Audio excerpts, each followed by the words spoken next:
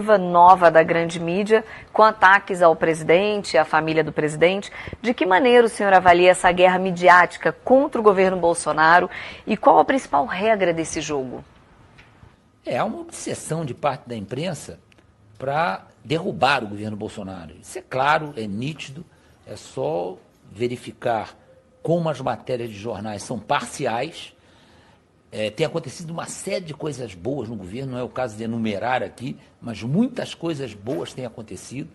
A equipe de ministros, e eu não quero me incluir nisso, mas a equipe de ministros em algumas áreas é excepcional, tem feito muita coisa e a imprensa faz questão de omitir.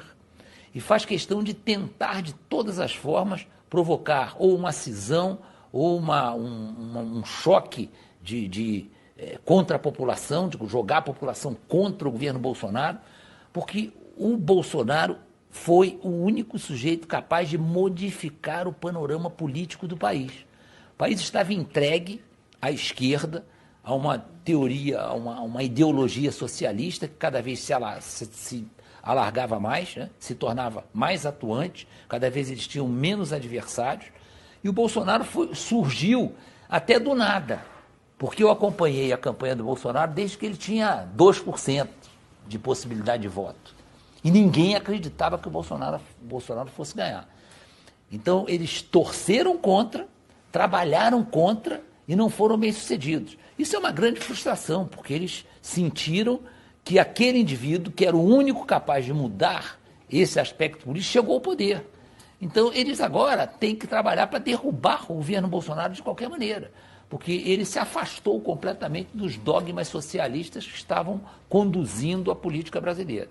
Então, nós vamos continuar enfrentando isso. Mas enquanto nós formos atacados pelos mesmos inimigos que estiveram muito ativos durante a campanha, é sinal que nós estamos certos. O Bolsonaro sempre diz isso e eu acho que o presidente tem toda a razão. Por que em um país tão violento como o Brasil, o projeto anticrime do ministro Moro foi colocado na gaveta para ser discutido em outro momento pelo presidente da Câmara e sabe-se Deus quando?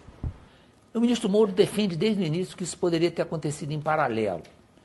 Mas o pessoal do Poder Legislativo também, desde o início, defende que preferia tratar da reforma da Previdência, vai entrar logo em seguida a reforma tributária e adiar o projeto do ministro Moro. Para mim é um pouco de insensibilidade, porque eu acho que hoje a aspiração maior da sociedade brasileira é diminuir esse sintoma de violência que está presente em todas as grandes cidades brasileiras. O Rio de Janeiro, que é a grande vitrine do Brasil, e hoje é um exemplo de cidade violenta, ela é a 23ª cidade em violência no Brasil. Então tem 22 cidades mais violentas que o Rio de Janeiro. Então é um problema sério, tem que ser tratado com urgência. Mas vamos admitir que as duas reformas, do ponto de vista econômico, são muito importantes.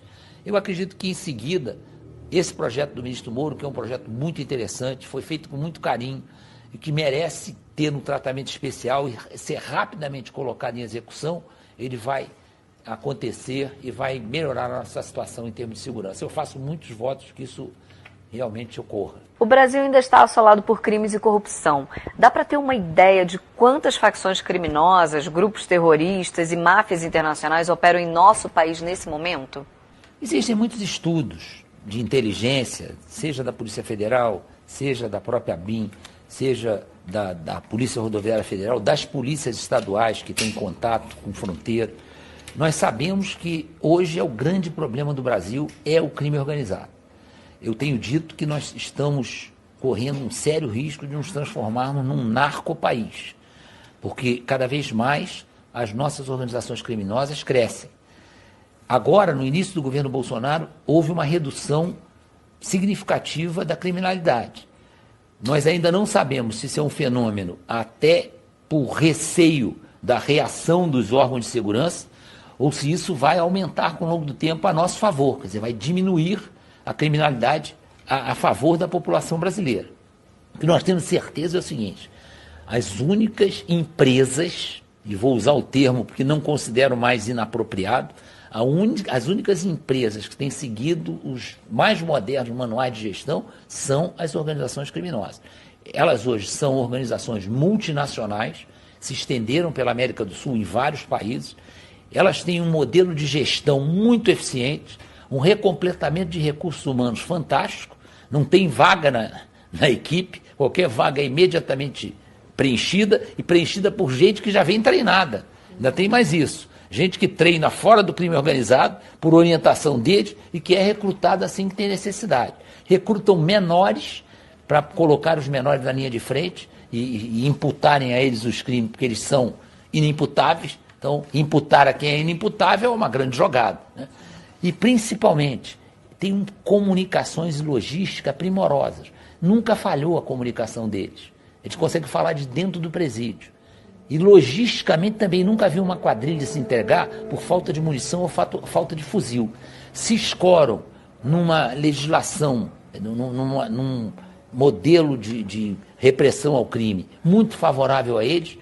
O nosso Código Penal é extremamente benevolente, eles se valem disso para se eternizarem, porque passam 10 anos na cadeia, daqui a pouco estão na rua de novo, comandam o crime de dentro da cadeia, todos eles têm dinheiro suficiente para a família viver o resto da vida, e nós temos que nos cuidar muito. E eu acho que essa energia contra o crime é fundamental. Nós precisamos parar de defender o direito de bandido e passar a defender realmente os direitos humanos. Claro que os bandidos são fruto, muitas vezes, do meio onde vivem, tudo bem, mas agora a situação é tão grave que isso tem que ser deixado de lado, nós temos que enfrentar com rigor esse aumento da criminalidade. Depois vamos pensar na história de direitos humanos. Eu considero o nosso sistema prisional criminoso, nós temos que mudar o sistema prisional, nós não podemos querer recuperar bandido com o sistema prisional que nós temos. Então, as nossas penitenciárias são verdadeiros amontoados humanos, sem nenhuma possibilidade de recuperar alguém. Nós temos que mudar isso aí também. Então, tem uma série de coisas que esse período que você citou aí, o lulopetismo e Fernando Henrique, não sei o quê, foi levando o Brasil para um caminho muito difícil. Nós temos que sair disso.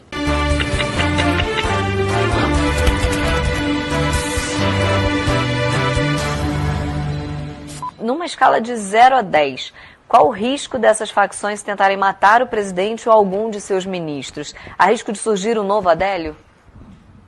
O risco existe, óbvio, porque, como eu disse, o Bolsonaro é o homem, é um alvo altamente compensador. Ele é um alvo compensador. Eu não considero os ministros alvos compensadores, porque é lógico que será lamentável se alguém for atingido, mas será substituído no dia seguinte, vai passar uma semana na imprensa, depois isso desaparece.